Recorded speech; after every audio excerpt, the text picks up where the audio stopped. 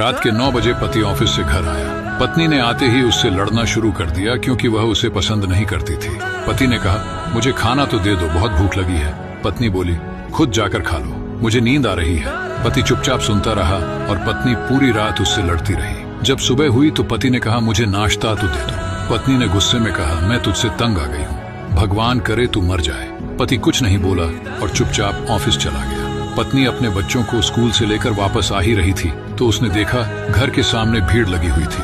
वह करीब पहुंची तो देखा उसके पति की लाश घर के सामने पड़ी हुई थी। उसके ऊपर कयामत सी आ गई। मन में सन्नाटा सा छा गया। लोग आपस में बातें कर रहे थे कि कार से उसका एक्सीडेंट हुआ है। पत्नी जोर से चीखने लगी और चिल्लाने लगी कि मनोज उठ जाओ, मैं अब तुमसे कभी नहीं लड़ूंगी, तुम्हें कुछ नहीं कहूंगी, मुझे कुछ नहीं चाहिए।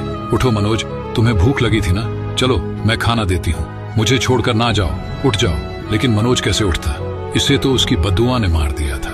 मनोज के जाने के बाद पत्नी को दुनिया के रंग नजर आने लगे, रिश्ते बदलते दिखने लगे, उसके अपने उससे मुंह मोड़ने लगे, दुनिया के लोग उसे गंदी नजरों से देखने लगे। फिर कुछ दिनों में उसे उसका घर भी छीन लिया गया। जो हिस्सा उसका बनता था ससुराल वालों ने उसे दे दिया।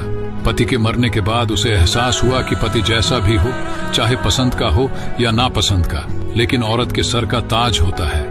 अगर सहमत है तो कमेंट में यस जरूर लिखें।